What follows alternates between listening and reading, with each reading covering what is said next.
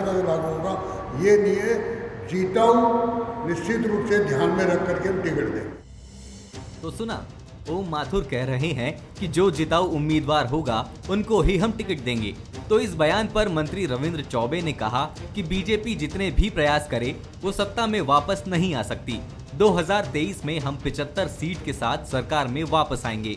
वहीं पूर्व नेता प्रतिपक्ष धर्मलाल कौशिक ने कहा कि हर पार्टी जिताऊ उम्मीदवार को ही टिकट देती है। ओम माथुर जी ने क्या गलत कहा? चिंता तो कांग्रेस को करनी चाहिए। जो सारे प्रयोग कर लें, लेकिन छत्तीसगढ़ में हमारी सरकार की जो योजनाएं हैं, जिसके कारण अभी हमारी बहुमत 90 में 71 के बहुमत की सरकार है। आने वाले समय में जिस तरीके से आदरणीय भूपेश जी के प्रति जनता का विश्वास बढ़ रहा है, हम 75 की सरकार बनाएंगे छत्तीसगढ़ में। भारतीय जनता पार्टी चाहे कुछ भी कर ले। मेरे को ये बताओ, कोई पार्टी हारने वाले को टिकट देता है क्या? अरे जीत के आएंगे तो सरकार बनेगी, तो टिकट उन्हें को देते हैं जो जीत के आए, और तमाम प्रयास यही किए जाते हैं जो जीत के आ सकते हैं। तो मैं समझता हूं कि कांग्रेस में जो अभी खलबली मचा हुआ है कि इतने लोगों की टिकट कट रही है, भारतीय जनता पार्टी में वो आवश्यकता ही नहीं है। भारतीय जनता पार्टी में तो पिछले संघर्ष करके सब जीत करके आए हैं, और उसके बाद पार्टी के जो निर्णय होंगे सब स्वीकार करेंगे। बहरहाल ओम माथुर के इस बयान ने बीजेपी के अंदर खलबली मचा दी है। अब पार्टी के वर्तमान विधायक चिंता कर रहे हैं कि हमको टिकट मिलेगा या नहीं, तो वहीं कांग्रेस पार्टी के अंदर भी विधायकों की यही चिंता है। कांग्रेस भी कई सिटिंग एमएलए की टिकट काट सकती है। अब देखना होगा कि आने वाले 2023 विधानसभा चुनाव में किसकी टिकट कटती है और किसकी बचती है। कुलेश्वर पांडे, बंसल न्यूज, रायपुर। नमस्कार, आज के मुद्दे में आप सभी का स्वागत है। मैं हूं आदित्य नामदेव। चुनाव में भले ही अभी 6 महीने का वक्त बचा हो, लेकिन सियासी समीकरण अभी से ही तैयार हो गए हैं। किसकी टिकट कटेगी, किसे टिकट मिलेगा, कौन कहां से दावेदारी करेगा और कौन किस पार्टी की तरफ बागी बनकर जुड़ जाएगा। अटकलों कयासों के बीच बड़े नेताओं के बयान भी सामने आने लगे हैं। यूं तो प्रदेश प्रभारी ओम माथुर ने बिलासपुर दौरे के दौरान कहा कि हर बार पार्टी 40% नए लोगों को मौका देती है। बोला तो उन्होंने पुराने समीकरण के आधार पर ही था, लेकिन सियासी बिसात पर उस बयान के मायने इस रूप में निकाले जाने लगे कि प्रदेश में भाजपा जब टिकट का ऐलान करेगी तो 40% विधायकों की टिकट कटेंगी। अब उन्होंने किस मुद्दे को ध्यान में रखकर ये बातें कही, लेकिन सियासी तौर पर इस बयान के काफी अलग अलग मायने निकाले जा रहे हैं। कहा तो यह भी जा रहा है कि बीजेपी के कई नेताओं के चेहरे बेचैनियों से भर गए हैं, तो कई नेताओं की उम्मीदें परवान भी चढ़ रही हैं। आज हम चर्चा सियासी दावेदारों और टिकट बंटवारे से जीत हार की दशा दिशा पर तो करेंगे ही, साथ ही साथ यह भी जानेंगे कि कांग्रेस टिकट बंटवारे में फॉर्मूला क्या अपनाएगी। खबर तो यह कि कांग्रेस के 40% से ज्यादा अपने वर्तमान विधायकों को टिकट देने पर विचार कर सकती है। मतलब तो आप समझ ही गए होंगे। आज चर्चा सिर्फ बीजेपी की नहीं होगी, कांग्रेस के उम्मीदवारों के भाग्य, भविष्य और चुनौती बेसात पर आंकड़ों के साथ हम बात करेंगे। हमारे साथ बातचीत करने के लिए 3 बेहद खास मेहमान मौजूद हैं। हमारे साथ मौजूद हैं वरिष्ठ विधायक और एक समय में अफसर रहे शिशुपाल सोनी जी, बहुत स्वागत करता हूं मैं। बीजेपी से धमतरी विधायक हैं हमारी संजना साहू जी, उनसे मैं चर्चा करूंगा। और हमारे साथ वरिष्ठ पत्रकार हैं राम अवतार तिवारी जी, उनसे भी चर्चा की हम शुरुआत करेंगे। सबसे पहले राम अवतार जी के पास। राम अवतार जी, छत्तीसगढ़ के प्रदेश में, क्योंकि छत्तीसगढ़ 2000 में बना, 2003 से लेकर अब तक कई चुनाव आपने कवर किए होंगे। ओम माथुर का जो बयान है, उस बयान को किस तरह से आप देख रहे हैं और क्या मायने निकाल रहे हैं ओम माथुर के बयान से? राम अवतार जी। भाजपा में शुरू से फार्मूले को लेकर संशय की स्थिति कार्यकर्ता से लेकर नेता तक बनी हुई है। पहले ये कहा जाता था कि गुजरात फार्मूले में पूरे घर के दरवाजे और खिड़की बदल जाएंगे और नए लोगों को मौका दिया जाएगा। ये बातें बहुत दिन तक चलती रही। अब ओम माथुर के प्रभारी बनने के बाद उनका ये दूसरा बयान है कि 30%, 40% जीतने वाले को देंगे। तो क्या भाजपा इस बार वो उसका आकलन क्या करेगी? क्या जीते, जो चुनाव जीते हैं विधायक, उनमें से परसेंटेज निकाला जाएगा, या हारे में से निकाला जाएगा, या सर्वे के आधार पर निकाला जाएगा, या सक्रियता संगठन के आधार पर निकाला जाएगा? तो इन बयानों के बावजूद भी कार्यकर्ता को महसूस नहीं हो रहा है कि फार्मूला क्या होगा। जीतने का फार्मूला होगा, मगर जीतने का फार्मूला में किस फार्मूले में होगा? क्योंकि जो चर्चित चेहरे थे, जो लंबे समय से भाजपा में सक्रिय मंत्री विधायक थे, जिनके प्रति नाराजगी ज्यादा थी, उसके कारण ही हार हुई है। तो क्या उसके बावजूद भी उन चेहरों को वापस रिपीट कर दिया जाएगा या नए लोगों को मौका देंगे? एक सवाल बना हुआ है। अगर आप छत्तीसगढ़ के पिछले 5 चुनाव का देखेंगे इतिहास, तो हर समय रमन सिंह ने भी 30%, 25% तक टिकट काटी है उन विधायकों की, और कांग्रेस ने भी कमोवेश कम काटी है, भाजपा ज्यादा काटती रही है। तो इस बार का फार्मूला क्या होगा, ये एक संशय अभी भी बना है। अगर ये संशय से भाजपा उभरेगी नहीं तो उसके कार्यकर्ता घर से कैसे निकलेंगे, ये एक बड़ा सवाल भाजपा के भीतर अंदर से कौंध रहा है। दूसरी ओर क्या वरिष्ठ नेता हैं जो भाजपा में अपना जनाधार, अपना मठाधीश बने हुए हैं, क्या उनका सफाया होगा? कई ऐसे सवाल जो बने हुए हैं जिसका उत्तर अभी तक लोगों को तमाम बयानों के बावजूद भी नहीं मिल रहा है। रंजना जी, आपकी टिकट तो पक्की है ना? ओम माथुर जी ने संकेत दे दिए 40% नए लोग आएंगे। संगठन में जुगाड़ तो है ना आपका? क्योंकि संगठन में तालमेल नहीं हुआ तो दिक्कत हो सकती है रंजना जी आपको भी। जी, ये वो भारतीय जनता पार्टी है जिसमें चाय वाले भी प्रधानमंत्री बन गए। बहुत बड़ा उदाहरण है हमारे लिए, क्योंकि भारतीय जनता के पार्टी का जो कार्यकर्ता होता है अपने कार्यों पर विश्वास करता है, और जितना अधिक हो सके वो संगठन के कार्यों में जिनकी सक्रियता रहती है, जिनकी भूमिका अग्रणी रहती है, निश्चित रूप से जनता भी उन्हें स्वीकार करती है और कार्यकर्ता भी उन्हें स्वीकार करते हैं। तो निश्चित रूप से हमारे यहाँ कार्यकर्ताओं का इतना अधिक महत्व है कि कब किससे टिकट मिल जाए, कब कौन चुनाव जीत जाए, क्योंकि कार्यकर्ताओं के ऊपर ये सारी चीजें निर्भर करती हैं। और चूंकि संगठन के जो मुखिया होते हैं, संगठन के जो प्रमुख हैं, वो निश्चित रूप से किसे टिकट दी जाए इसका आकलन करते हैं और आकलन के आधार पर ही उन्हें टिकट दी जाती है। जी शिशुपाल जी, आप तो पहली बार जीत कर आए हैं। आदिवासी वोट बैंक को लेकर नाराजगी लगातार सामने आ रही है। आप लोगों ने लिस्ट तो फाइनल कर दी है ना, किसका किसका टिकट बस्तर में कटेगा, सरगुजा में कटना चाहिए। अब ऐसा मत बोलिएगा कि जितने भी बाबा के समर्थक है सबका टिकट हम काट देंगे। शोरी साहब। आदित्य जी, हमारे जो 71 विधायक हैं तो एकदम सुन के ना जी, उनमें हम तो ये मान रहे हैं कि हमें कुछ टिकट मिलेगा, और उसी हिसाब से हमारी तैयारी है। तैयारी का जो हमारा जो मापदंड है वो ये नहीं है कि किसको टिकट मिलेगा किसको नहीं मिलेगा। तो हमारे यहाँ अनिश्चितता नहीं है, पहली बात। दूसरी बात ये है कि हमारे जो संगठन है, हमारे जो मुख्यमंत्री जी हैं, हर महीने फीडबैक दे रहे हैं कि आपको क्या करना है। क्योंकि अपन जब जीतने की बात जब करते हैं तो कोई भी कैंडिडेट चाहे वो जीतने की स्थिति में हो चाहे ना हो, किंतु उसको और काम करने की नसीहत दी जाती है। ये संगठन के हिसाब से ठीक भी है, तो उस हिसाब से हमारा काम चल रहा है। और उस समय जिसको भी टिकट मिले ना मिले ये सवाल बड़ा नहीं है। सवाल ये है कि हम उस सीट को जीते, और उस हिसाब से तैयारी हो रही है। और हमारे बूथ से लेकर हमारे विधानसभा स्तर तक हर स्तर पे हमारे अलग अलग कार्यक्रम चल रहे हैं। और चिंता तो उनकी होनी चाहिए, क्योंकि मैंने देखा है कि उनके कोई भी कैंडिडेट हैं, 2-4 लोगों को अगर छोड़ दे तो वो दोबारा रिपीट नहीं होते। तो ये बहन बैठी है रंजना बहन, उसके मन में निश्चित दुविधा होगी कि उनको टिकट मिलेगा नहीं मिलेगा। तो उस वह पोह में वो कितनी मेहनत कर रही हो तो वो जाने।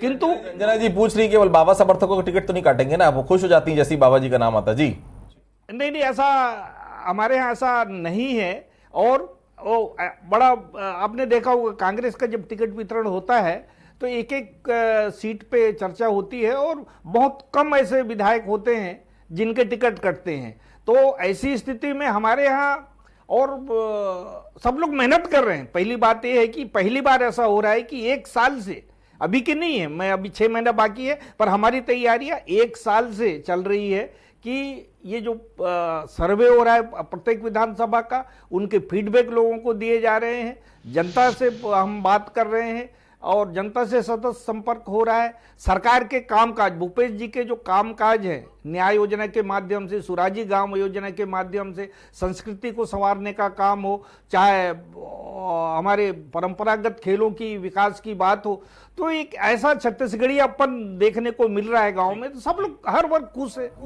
रामदास जी, अच्छा ये बताइए कि चुनाव कौन जिताता है, पार्टी या कैंडिडेट? अगर पार्टी ने जिताया, पिछली बार हम देखे थे तभी तो 9 सांसद भारतीय जनता पार्टी के चुनकर आए, जिन्होंने 15 विधानसभा सीटें जीती थी, लेकिन 6 महीने के बाद चुनाव के बाद 9 विधानसभा, माफ कीजिएगा, लोकसभा सीट जीत कर आए। क्या सेहत फर्क पड़ता है पार्टी की? क्योंकि क्या पार्टी को देखकर ही लोग वोट देते हैं? ये चीजें थोड़ी सी क्लियर करिए। ज्यादातर लोगों का यही परसेप्शन है कि बीजेपी को देखकर या कांग्रेस को देखकर, कांग्रेस में कोई भी रहे हम टिकट दे देंगे, बीजेपी में कोई भी रहे हम टिकट दे देंगे। राम अवतार जी, देखिए, ये जो सरकार है, तो वर्तमान जो सरकार है उसका जनमत संग्रह है। तो सरकार अगर ठीक काम कर रही है तो सरकार कोई आने की संभावनाएं बढ़ती है। सरकार की योजना क्या है, उन नेताओं के फीडबैक क्या है, उनका जनता से संपर्क कैसा है, और कई ऐसे मुद्दे, कानून व्यवस्था, शिक्षा, इन मुद्दों में सरकार योजनाएं किस तरह काम कर रही है, प्रत्याशी कैसे हैं, उसका जीवन संपर्क कैसे है, कार्यकर्ता उनके जो रीढ़ की हड्डी होते हैं वो कितने संतुष्ट हैं। तो चुनाव में एक ही मुद्दा काम नहीं करते, कई मुद्दे काम करते हैं। उन मुद्दों के आधार पर चुनाव होते हैं।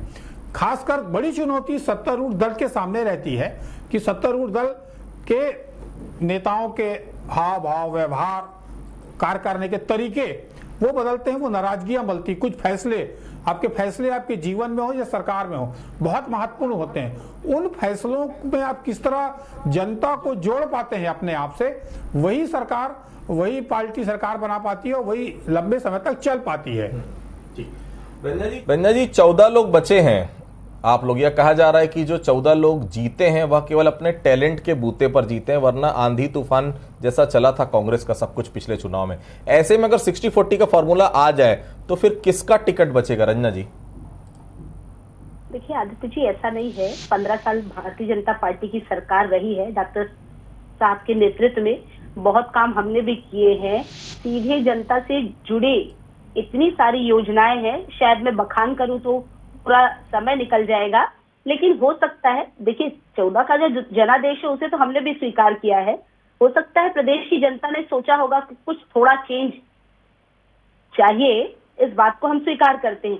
लेकिन 4 सालों में जो इस सरकार ने कार्य किया है, अब तो ये तय है। मैं तो आज का ही उदाहरण दे दूं कि प्रदेश की राजधानी में आप देखिए, सरकारी कर्मचारी जो इनका संगठन है, हर वर्ग के लोग वहां पर बैठे हैं हड़ताल पर।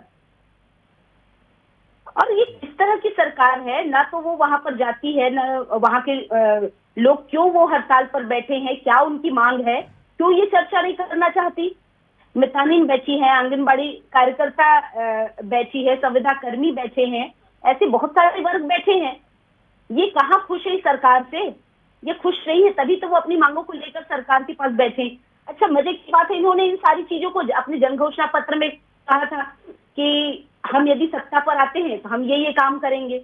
तो ये सारी चीजें हैं आदित्य जी। 15 साल हमने जनता के लिए काम किया, हमको जनता ने अवसर दिया था, और निश्चित रूप से अब 5 सालों में यदि कांग्रेस को अवसर मिला है, इनकी सरकार बनी है और 71 इनके विधायक आए हैं, इनको तो पूरा बल लगा देना चाहिए कि कैसे प्रदेश की जनता को हम खुश रखें। लेकिन कहीं पर भी प्रदेश की जनता इनसे खुश नहीं है। ये तो अपने बारे में सोच ले, विचार कर ले कि इन्हें अब करना कि आपको कैसे जनता को खुश रखना है। 15 साल आपने भी सत्ता चलाई है, आप थोड़े से टिप्स दे दीजिए सोरी साहब को। जा रही है, राज्यांश न देने के कारण वो आज भी रुकी हुई है। आप बताइए, केंद्र से इतना पैसा इनको मिल रहा है, जल जीवन मिशन है, प्रधानमंत्री आवास है, जल जीवन मिशन जैसे इतने महत्वपूर्ण विषय में 3 सालों में केवल 15% काम इन्होंने किए। अब 2023 लास्ट इनका समय है, अब उसमें ये 85% काम कैसे पूरा करेंगे? प्रधानमंत्री आवास 18 लाख आवास अधूरे हैं। प्रदेश की जनता को सीधे लाभ जो मिलना चाहिए वो इनको मिल नहीं रहा है। तो प्रदेश की जनता ने तो अब तय कर लिया है कि कांग्रेस को अब यहाँ से हटाना है। ठीक, तो ये अपनी सोच ले अब क्या करना है। ठीक है शिशुपाल जी, शिशुपाल जी, ये बीजेपी के बारे में लगातार आपके नेता बोल रहे हैं, लेकिन आपके मुख्यमंत्री ने एक बयान और भी दिया था कि पूर्व मुख्यमंत्री अपनी टिकट बचा लें तो बेहतर होगा। आप क्या फार्मूला होगा? 71 विधायक है आपके पास, तो सबसे ज्यादा छटनी होगी, सबसे ज्यादा दिक्कत आपको होनी है, क्योंकि उनके पास तो केवल 14 है, वो निपट लेंगे। लेकिन जिस तरह से सिटिंग एमएलए का टिकट कटता है, सबसे ज्यादा मुश्किलों का सामना पार्टी को करना पड़ता है। शिशुपाल जी। आदित्य जी, मैंने पहले ही कहा कि ये हमारी तैयारी ये 6 महीने की बात नहीं है, हमारी बहुत लंबे समय से चल रही है तैयारी। और जी ने एक बात कही थी सोरी साहब कि मैंने बता दिया है विधायकों को कहां पर दिक्कत है, अगर वो ठीक कर ले तो ठीक है, नहीं तो फिर, ये शब्द उन्होंने कहा था, याद हो आपको तो सोरी साहब? बिल्कुल वही तो मैं भी कह रहा हूं कि हमको फीडबैक मिल रहे हैं और हर हमारे विधायकों को बताया जा रहा है कि आपको क्या करना है। तो ऐसी स्थिति में सब अपने जी जान लगा के मेहनत कर रहे हैं और इसके बाद भी अगर नहीं हुआ, उन्होंने ये वार्निंग भी दिया है, सब लोगों ने, संगठन ने भी कहा है कि जीतने वालों को हम देंगे। तो हमारे यहाँ कम से कम ये तो वो है कि ये हमारे 71 लोग हैं, ये जाबाज सैनिकों को जाना है।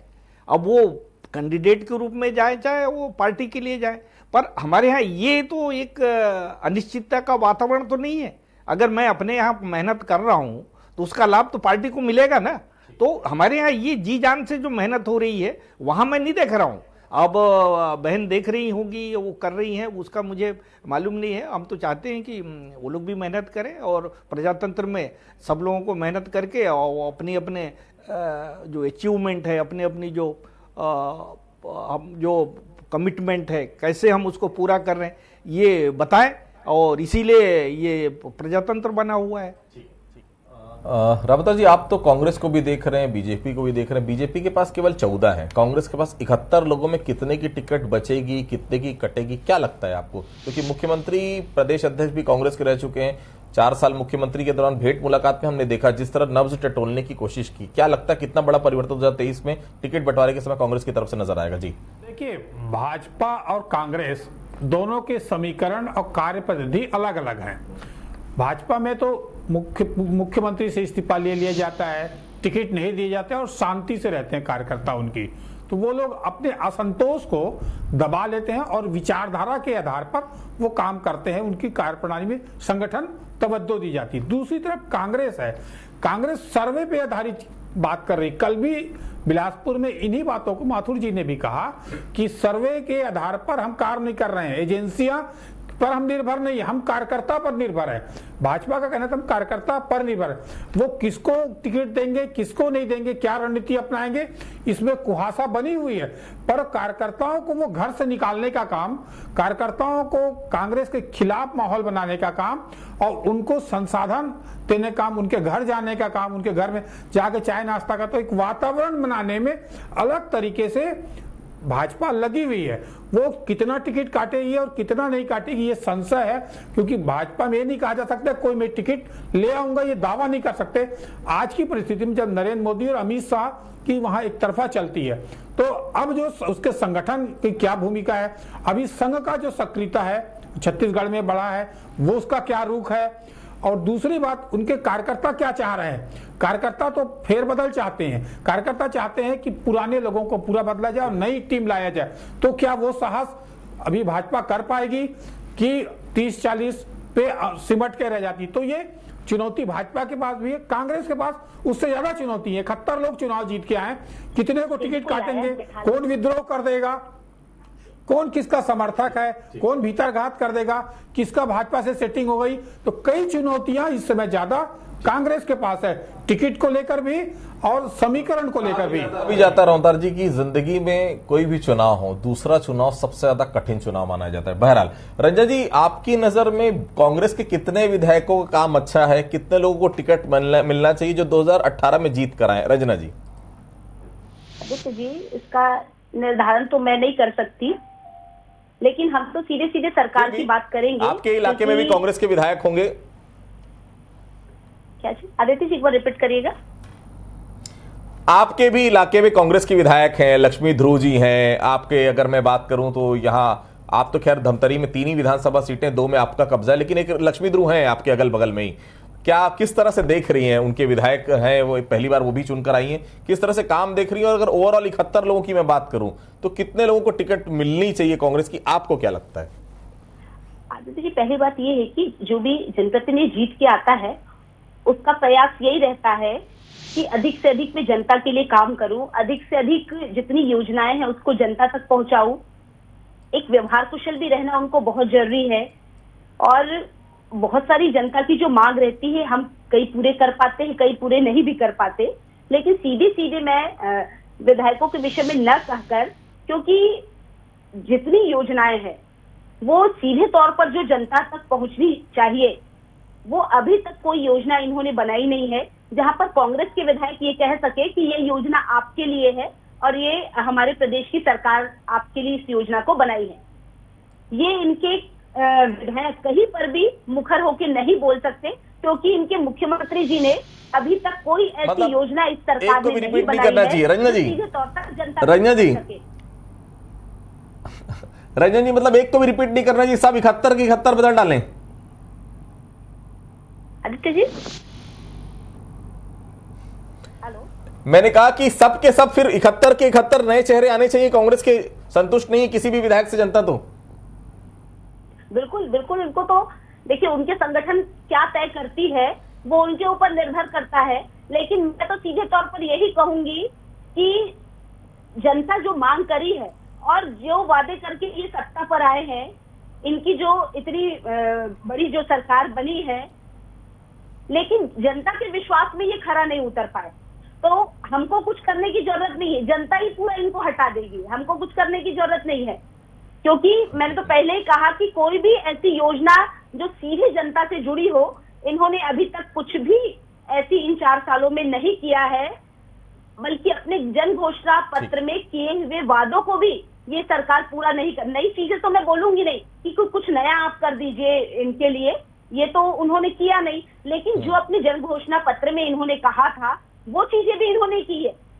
भाई शराबबंदी की बात इन्होंने कही थी। चलिए सोरी साहब जी, सोरी साहब ने सुन लिया है। सोरी साहब को मैं कहूंगा 71 के 71 बदल डालिए जी। शराब में राजस्व 5,000 करोड़ रुपए इनको मिला है। भाई कहाँ शराबबंदी कर रहे हैं? ये महिलाओं से जो वादा किया था सीधे सीधे मुकर रहे हैं उन वादों से। तो कौन से वादे आपने पूरे किए? ऐसे में गिराऊंगी तो आप बहुत सारे इनके 36 वादे जवाब ले लेते हैं जी, जिन्होंने अभी तक पूरे नहीं किए, तो जनता ये कहाँ स्वीकार करेगी? ये कहना चाह रहे हैं रंजना जी। रंजना जी, सोरी साहब कुछ कहना चाह रहे हैं आपके लिए जी। ये जो चुनाव है, चुनाव ये जनमत पे आधारित होता है, और अगर जनता की बात करें तो जनता के अगर नब्ज टटोलने की अगर प्रयास करें, अब रंजना बहन को भी मैं कहना चाहूँगा, तो न्याय योजना है, आपने कहा कि एक भी योजनाएं जनहित के लिए नहीं बनी है, ये विफल है, तो ये जिसकी तारीफ हमारे इनके हम सबके पीएम साहब कर चुके हैं, हमारे गोधन न्याय योजना की, हमारे किसान न्याय योजना के माध्यम से जो हम 2640 रुपये इस साल अपन राशि दे रहे हैं, बिजली बिल हाफ है, और आत्मानंद इंग्लिश मीडियम सुपोषण के हम नेशनल एवरेज से हमारी कम है, और ये हर क्षेत्र में हमारे साफ है बोल रही है मैडम सुन नहीं रही हैं आप शिवा जी, बिजली साफ है बोल रहे हैं आप, नहीं साफ है आदित्य जी। 4 से 6 बिजली साफ है बोल रही है मैडम। बिजली किसे कहते हैं भाई? विपक्ष में है, उनको तो बोलना है, चाहे हम अच्छा करें चाहे उसमें कुछ कमी हो, उनका धर्म है। जो विपक्ष में बैठे हुए हैं वो किस मुंह से हमारी तारीफ करेंगे? हम उनकी बात नहीं कह रहे हैं, हम तो हमारी तैयारियां और जो आज का विषय है कि हम किस तरह से जीतेंगे, हमारा फार्मूला क्या होगा, इस संबंध में बात है। हम तो बिल्कुल निश्चिंत है कि हमारे यहाँ हर व्यक्ति मेहनत कर रहे हैं और हमको पक्का विश्वास है। जो साहब जी, सॉरी साहब, ये सिटिंग एमएलएस कांग्रेस के ज्यादा हैं, बागी भी ज्यादा होंगे, अगर टिकट कटती है तो दौड़ भाग शुरू हो जाएगी, कोई किसी पार्टी से चुनाव लड़ेगा, कोई किसी पार्टी से चुनाव लड़ेगा। हाल ही के दिन में एक पार्टी ने अपने विधायकों का सर्वे भी करवाया था, क्या कुछ कहना चाहेंगे उस सर्वे के बारे में? मुख्यमंत्री ने भी कहा है जहां भी जाते हैं अपने विधायकों की कमी वह बताते हैं और सुधारने का मौका भी देते हैं। सॉरी साहब, बिल्कुल, ये सभी हमारे विधायकों को कहाँ कमी है, क्या करना है, ये सब बातें कही जा रही है, और ये भी बताया जा रहा है कि अगर आप कमजोर रहे तो टिकट की गारंटी मत समझिए। तो ये एक अच्छा हमारे एक प्रयास है जो मुख्यमंत्री जी हमारे जो संगठन कर रहा है। एक सवाल था, उसका जवाब दे दीजिए। रंजन जी का कहना है कि 3-3 कनेक्शन आपने बांट दिए, लेकिन उस कनेक्शन के चलते लोड इतना बढ़ गया कि 6-6 घंटे बिजली ऑफ हो जाती। जी सॉरी साहब,